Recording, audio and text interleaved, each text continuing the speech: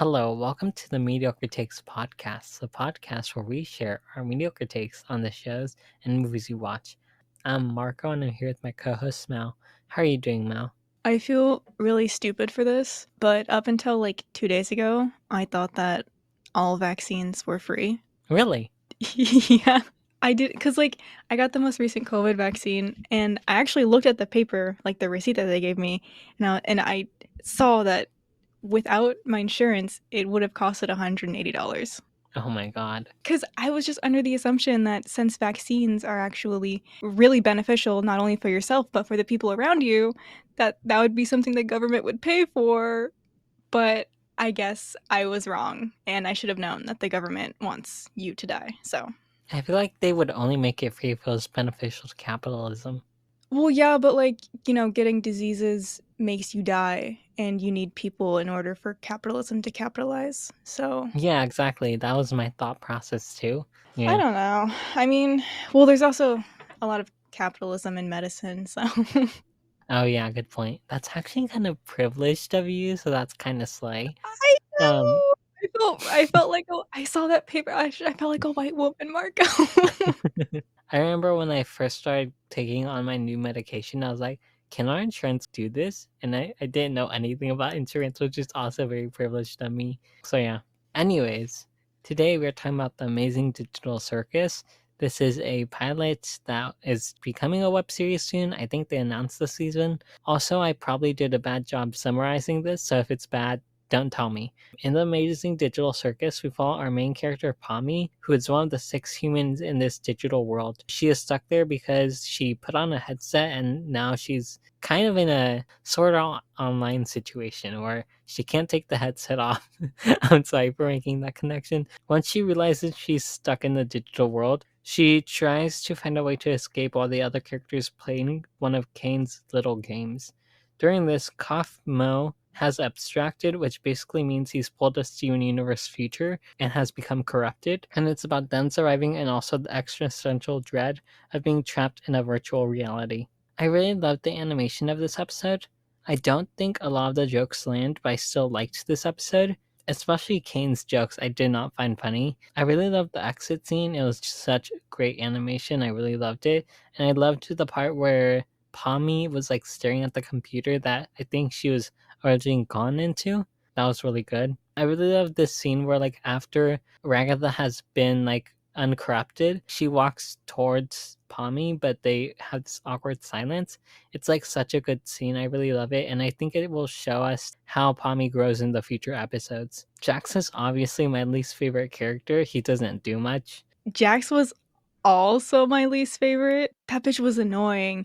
He definitely tortured girls in his middle school and harassed women online on one of his 30 burner accounts. If he was meant to be cheeky or endearing, that was not the vibe I got. It was very unpleasant to listen to him speak. Yes, I definitely agree with you.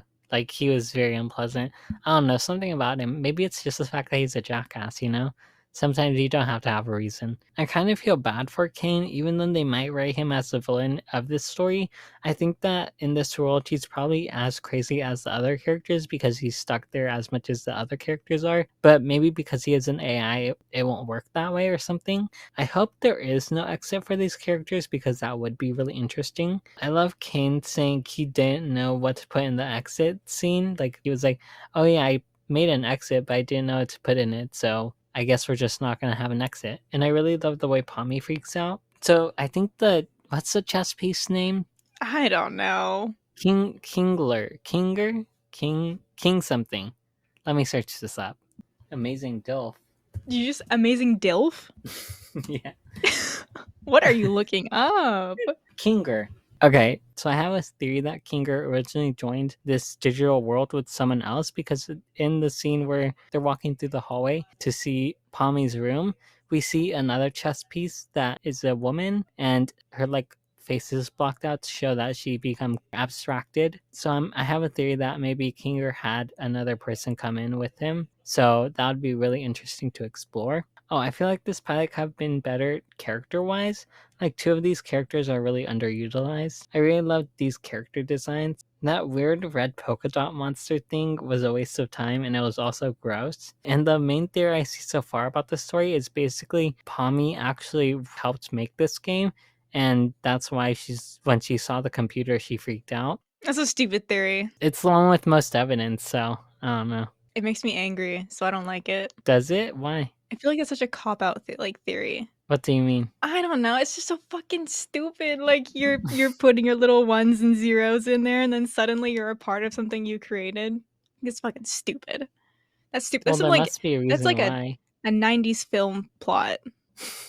Okay, fair. Me being a hater does not end there. Okay, so right off the bat, I knew the intro song sounded familiar, but it wasn't until the ending that I realized it's an audio on TikTok that was popular. And it's important that I point that out for anyone else who thought it sounded familiar but couldn't put their finger on it. Okay, so you mentioned how you like the art style. I understand what they were going for, but that shit made my eyes hurt. Like, it was just so shiny and there were so many colors. I did not like it. Yeah, I saw someone else say that. I personally found it not that annoying. However, I can like withstand most things when it comes to my eyes. So Mm. yeah, I can totally understand why people don't like the art style because it's all over the place and it's so bright and colorful. And sometimes you can't tell what's going on in the background and the foreground. So I understand. Also, in the beginning, they showed off these sort of N64 graphics, and that made me really excited at first because I was like, "Oh, it's gonna be like in the style of that," and I think that's really cool. And then it wasn't, and I was pretty disappointed. I did like how Pommy's pupils changed to like scribbles whenever she was upset or confused or having existential crisis. Sadly, I think Bubble is my favorite character, mostly because they were an absolute menace that made Kane uncomfortable. And Pommy getting stuck in the like that weird like backroom bullshit felt like a bad ending to the Stanley Parable game, which I guess was cool. What's that? The Stanley Parable game? I it's not something that I can explain to you. Can I Google it? Yeah. Oh, I know this game. Yeah, that makes sense now. Overall, I did enjoy this. Will say that I feel like the background and foreground are kind of get mixed up because of the art style of the series. So I feel like that could have been fixed a bit. You could have added more contrast or something like that. I don't know. I'm not an artist, so I don't know how to do something like that. But I really enjoyed the character designs. I will say two of the characters, that one crying little bitch and the one with weird shapes who got eaten right away, they were both really unutilized, and I just wish we got to learn more about them. Yeah, that's pretty much it. I enjoyed this overall. That's not the most memorable thing in my head. I still really liked it. Respectfully, I do not think this is for me. I don't exactly hate anything in this except Jax. Fuck Jax. I think it mostly had to do with the animation. Like I said before, I understand what they were going for, but it just wasn't for me. I also feel like we didn't spend enough time with the main character. I understand that with a pilot, you have a finite amount of time to introduce all the characters in the world, but I think the time delegation was off, and I don't know. I don't know how else to explain it other than the vibes were off for me. But it wasn't bad. It's all about the vibes. It's all about the vibes. Well, it's time to top off that amazing digital pilot with some amazing digital recommendations. This is a segment called the Mediocre Minute, which is a tiny little micro moment where me and Marco recommend books, comics, music, games, and more for you all to digitally view. My recommendation is the album Grief's Infernal Flower by Windhand. I recommended another one of their albums to Marco, but I'm recommending this one to you guys. I usually put this album on in the background when I'm doing some organizing on my computer because it's just a really easy album to listen to. And then you listen to the lyrics and you're like, oh, this is kind of sad. I think my favorite songs on this album are Two Urns, Crypt Key, and Kingfisher. That last song is 14 minutes, by the way, Marco. I know how much you love long songs. I Marco, what's your absolutely hate them.